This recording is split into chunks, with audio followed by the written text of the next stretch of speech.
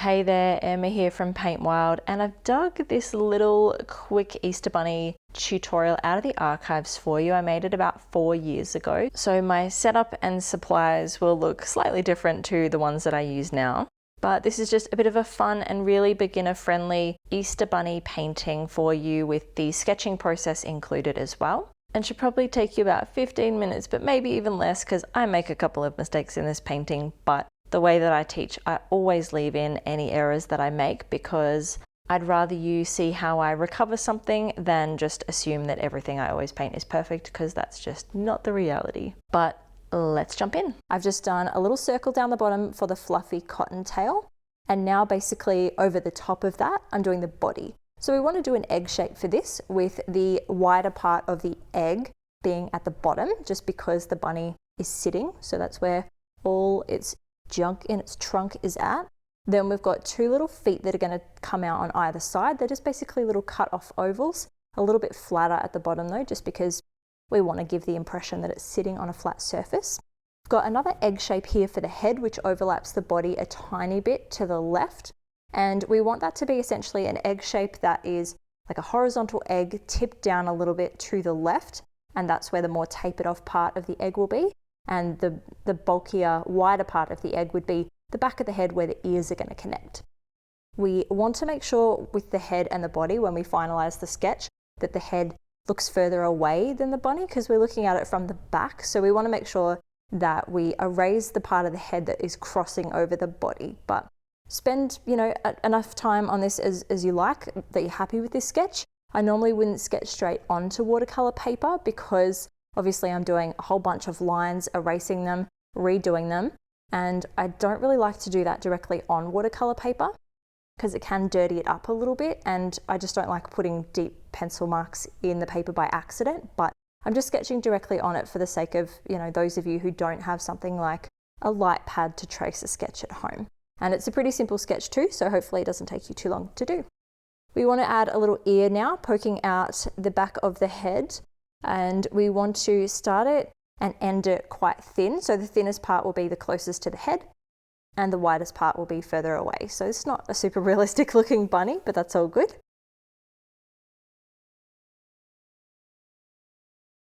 We want to start that line coming out from about the middle of the tall standing up ear. Go towards the top left, then curve it down towards the bottom right.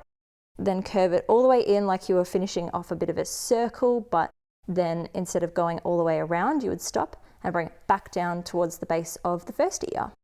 Hopefully that explanation made sense. Once you see the shape a bit closer and painted in, it'll make more sense.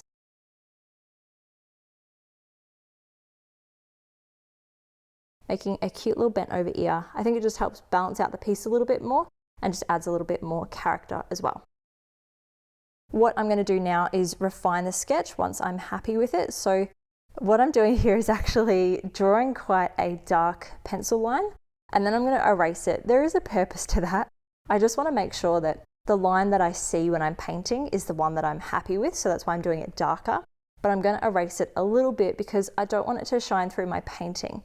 And the issue with sketches on watercolor paper and painting over them is that once you paint a layer over them, it's basically impossible to get rid of them. So you could do this in a few ways. Obviously, draw your sketch really lightly, or some people like to use watercolor pencils because they then turn into watercolor once you add water.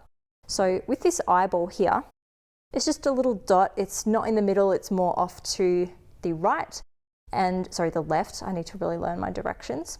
And I've just kind of guessed its position. It's up to you where you want to put it. I think the further down and closer to the end of the snout you do it, I think the more cuter it'll look. I could be making that up, but in my mind it would be cuter the closer it is to the little snout. And the bigger the eyeball it is as well will make it look cuter too. But you can sketch that in quite dark if you like, because once we put a layer of watercolor over the face, it might be hard to see that eyeball shining through. And unlike the rest of the bunny, it doesn't matter if that one is visible because we're actually painting black on that eyeball, so it doesn't matter, we'll cover it up. So once you've got your sketch down and you've refined it, you can erase some more of it. What I would normally do is what I'm doing here, which is get rid of the eraser dust with a brush, because sometimes when you rub it off with your hands, you can smudge it on the paper and it can be quite hard to get rid of. So we can start painting now, hooray! So I'm going to start by getting some of my primary red, which like I mentioned is more magenta, so it is a bit of a pinky color. And what I'm going to do to make it more of a pastel, obviously you could just water it down to get it to be a lighter pink, but I'm actually going to add white gouache to it. So you could do the same thing with white watercolor. I just happen to have white gouache on my palette because I paint with it quite a bit. So I'm going to add that to the mix, and that just really makes it like a nice cute baby pink, and that's what we're going to use for the center of the upright ear that's facing us.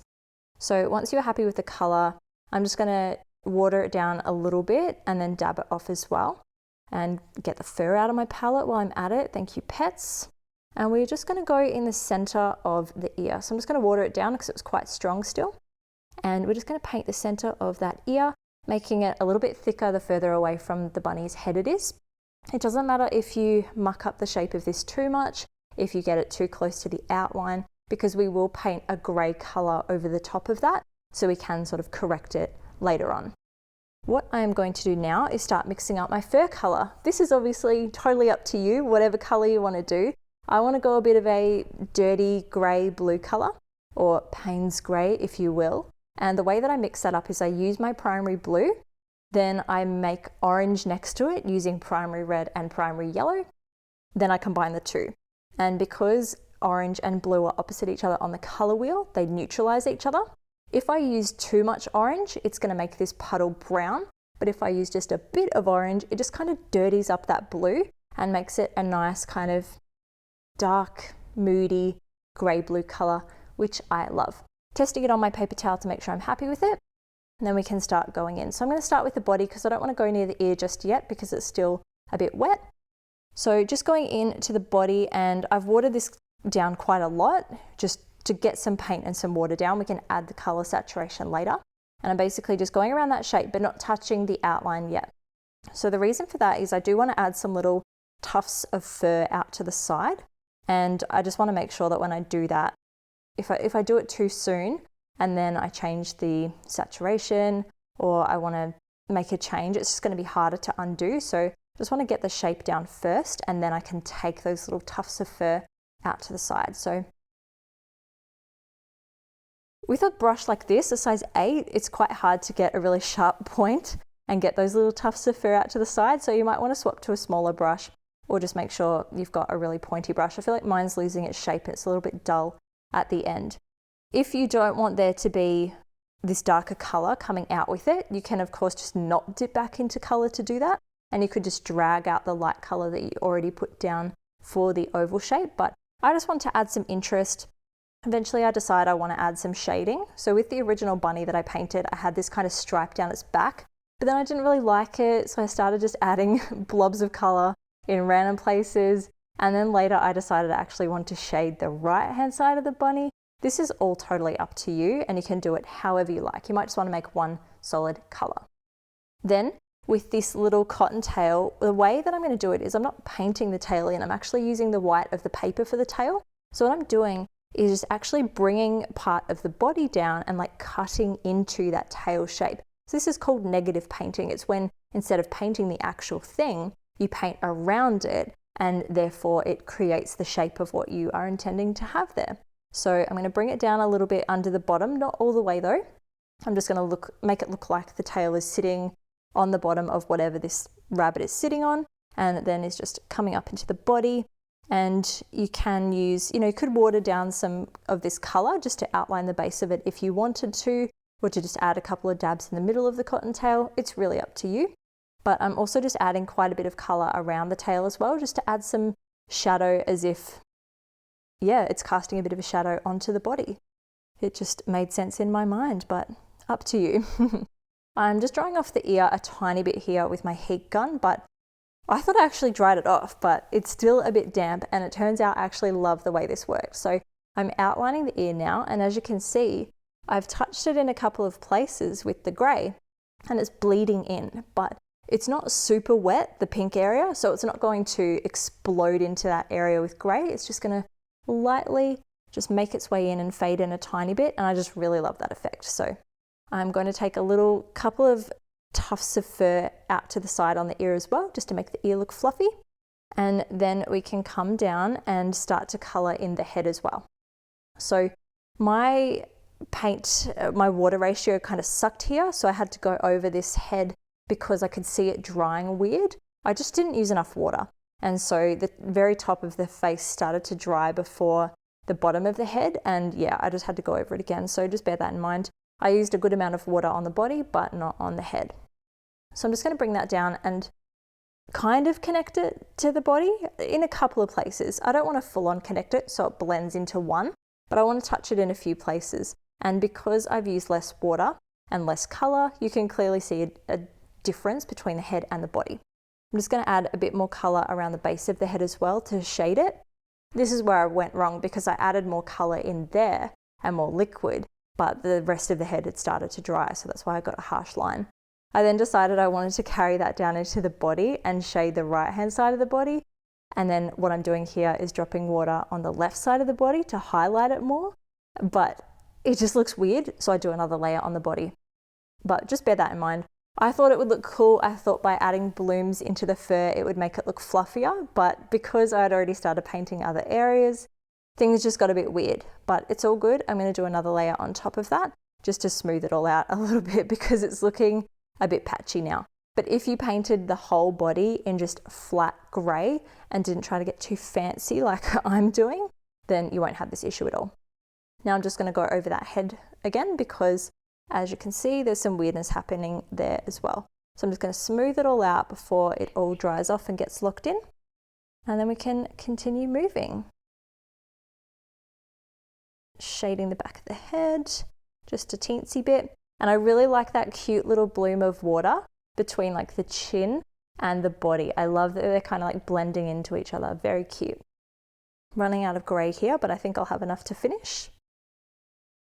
And onto the feet now. So again, the body is still a little bit wet, so we can just touch the foot to some of the body just a teeny bit, but we don't want to touch them all the way because then we lose that separation just like with the head. So we just want to carefully color them in and just touch them in a couple places. I'm also going to darken this right foot just because I'd spent all this time trying to darken the right side of the head and the body. I've got to continue that down to the foot. But as you can see with the body, now I've started to get a really dark line down the center, which was the original plan, but I do need to go back in and darken the right side as well. Just adding a couple little tufts of fur into the base of that ear now that that's a little bit drier. And then because that ear will be pretty much dry, I can paint in the back one now. This will just be grey, and I'm just going to carefully go in. The only thing with mine is I probably could have made the next part of the ear, the part that connects down with the bunny that I'm doing now, I probably could have made that a bit thicker. It's quite thin, and I could have made it a bit more visible next to the standing up ear rather than tucking it all the way behind. It looks a little bit odd, but it's still cute. But I just think I could have made that part of the ear just a little bit thicker because it looks a little bit off balance with the top that is folding down. Adding a couple more strokes in a few places, smoothing a few things out before we dry it off and lock it in. Adding a few little tufts of fur out the back of the head. I'm not going to add any to the front of the head. I want that to be relatively smooth.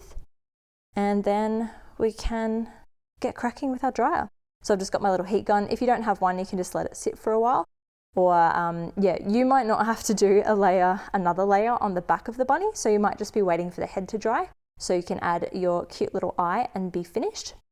But because I just want to even up what I've done, see that gradient on the body? It's whack. It's like really light on the left, really dark down the center, and then somewhere in the middle on the right. I just want to fix up that right side so it looks a bit more like a smooth gradient. And I just basically watch until the paper flattens again, and that's how I know it's dry. Give it a cheeky little touch and it's all good to go. So I'm just going to grab some of my grey colour again, but I'm going to add a bit more blue just because I'm running out. And then I'm going to basically concentrate this part on the right side and then really just fade it out with water to the left because I don't really want to add anything more to the left. I just want to darken up this right side. So making sure I follow those same little flicks out to the side. This is ideally why you wouldn't want to do another layer, because it can be really hard to exactly follow those little cute hairs out to the side without making them too blobby or doing them in the wrong spot. So hopefully you can just nail this in the first layer, unlike myself. But once I've got to about the middle, I'm just going to use a clean damp brush now to fade it off to the left. This just means I'm not adding any extra color to that left side, and then I can dry it off and hopefully it will be more of an even gradient. We are almost there. So if you sketched your eyeball in quite dark, you would still be able to see it quite clearly through the head where you've painted on some grey already, but I sort of lost mine, so I'm just going to have to take a bit of a guess and pop it in somewhere that looks where an eye should be. Cool, that's a bit more even now. And I've just gone in to some Mars Black. Now I'm going to dot this little eye in, somewhere in kind of the middle, but a little bit over to the left. And yeah, if you do a bigger eye, the cuter it's going to look. I just wanted to do a regular-ish size eye. So I'm just being very careful. This would make more sense to use a smaller brush, because the bigger it is, the harder it is to get it where you want, and you've got a risk of blobbing it. So what I did was just take quite a bit of moisture out of the brush just to make sure it wasn't going to be a big blob. And I've kind of tapered it off as well. So there's a little bit more of a point to the inner corner of the eye on the left side of it, and it's a bit more rounded on the right. So it's kind of like following the way that we did the head. We pointed it out a little bit more on the left and then made it a bit more wider on the right. But there you have it. That is our quick and simple Easter bunny. I hope you enjoyed this. And you know, Paint Wild Academy has a lot more wildlife tutorials, but they're a little bit more realistic. So if that seems like your speed, come on over. I walk you through everything from start to finish, but keep your eyes peeled, because the next video on this channel will be another Easter related project with some just fun watercolor Eastery patterns. I'll catch you in the next one.